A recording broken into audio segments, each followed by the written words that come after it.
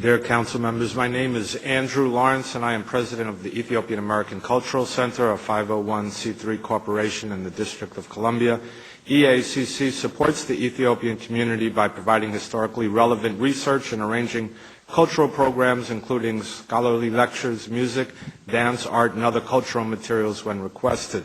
I am here today in support of the legislation, the Shore U Street Cultural Destination District Plan. And in addition, I'd like to support a current proposal for the destination of 9th and U as Little Ethiopia. As the son of an Ethiopian father who came to America 50 years ago and under an international cooperative training program here in D.C. and an Irish-American mother, my whole life has been a reflection of the coming together of two great communities. I've lived in the Shore neighborhood for the last 20 years. And I just wanted to give you a little background information. That's what I do culturally, because the area is doing their research right now, and I realize that Ethiopian and African American relations go back very far, and not many people are aware of it. As Tamrat mentioned, the Abyssinian Baptist Church in New York actually began when Ethiopian merchants came to New York and were invited by the African American community to attend church services. Upon discovering the church was segregated, the Ethiopians convinced the African Americans to build a church of their own.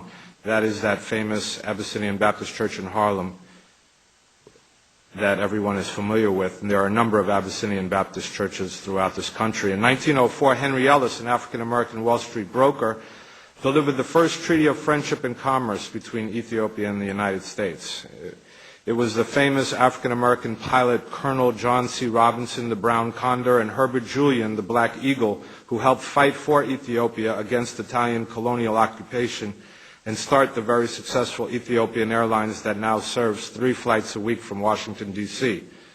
Through hard work and determination, the Ethiopian immigrant community have single-handedly revived the 9th and U Street area by establishing restaurants and shops that have and will continue to provide an exciting new environment to the area.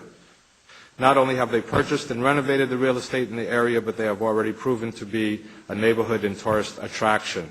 The idea of Little Ethiopia designation springs from the success of a similar location in Los Angeles area and has the support of a petition with some 2,000 signatures. As a cultural magnet, one only has to see the success of Chinatown in the district and other similar cultural magnets in any major city in the U.S.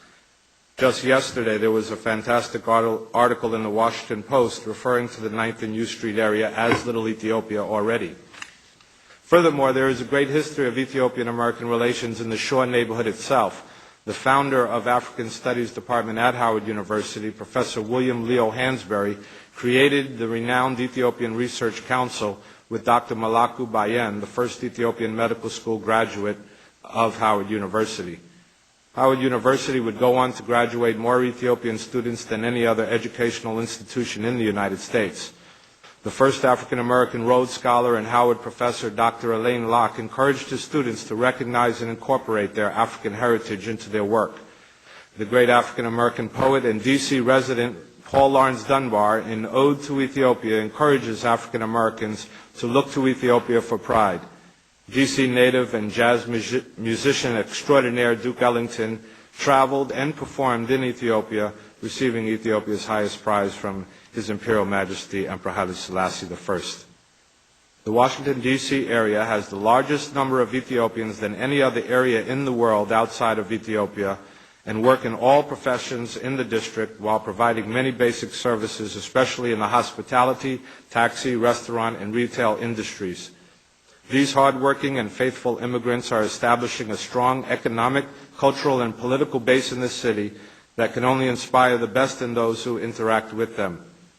2 recent cultural examples would be the People to People program held at the Lincoln Theater celebrating African American and Ethiopian American shared cultural heritage, Kwanzaa and Gena, and the African Heritage Unity Celebration held in honor of Black History Month.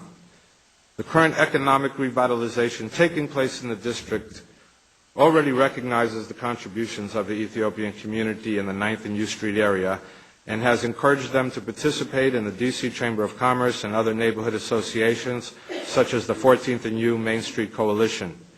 As there is support for Little Ethiopia as a landmark designation coming in from all directions, It is only appropriate for the D.C. City Council to seriously consider this proposal in all of their current legislation. Thank you for your consideration. Your testimony is just giving even more credence to the diversity that we have in this area and the diversity that's needed in this area and the diversity that we want to keep in this area. And I think for many years, I think many of us have seen the Ethiopian businesses and restaurants and enjoyed them that are a part of Little Ethiopia. And also my colleague Jim Graham from Ward 1 has been trying for so long to get a gift from Haile Selassie that happens to be in my office as chair of the council, but it will be kept there, and I invite you sometime to come and see some wonderful elephant tusks that were presented to the District of Columbia by Haile Selassie when he was here, and I am the keeper of that for the district government and for the council of the District of Columbia. But welcome, and thank you so very much for your testimony. Mr. Graham? Thank you very much, Madam Chair, and we want you to continue to be the keeper, of the elephant tusks from Emperor Haile Selassie.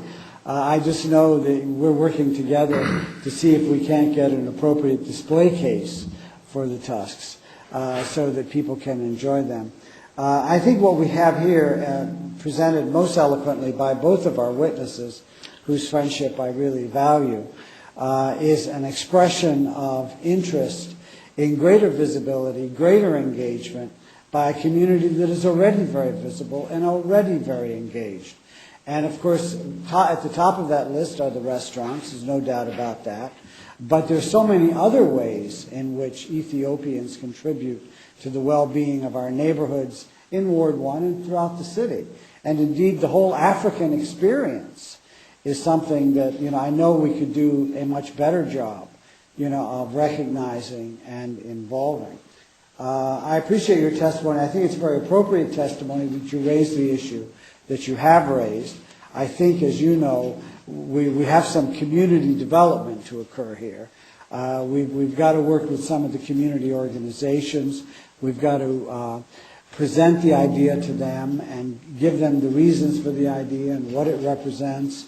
And I think that if we can do that in an effective way, we will have support for a Little Ethiopia in this neighborhood. So I appreciate very much your testimony. I do want to say I continue to be concerned about the Ethiopian Community Center at 3308 Georgia. I know, Tamrat, that this is something that you're very much involved in, and you may be as well, Mr. Lawrence. I don't know as clearly, but I know that we want to do everything we can to find a new home, not in Laurel, Maryland, but a new home for the Ethiopian Community Center, if at all possible, in Ward 1, and I'm committed to doing that. And so I very much appreciate your testimony. Thank you.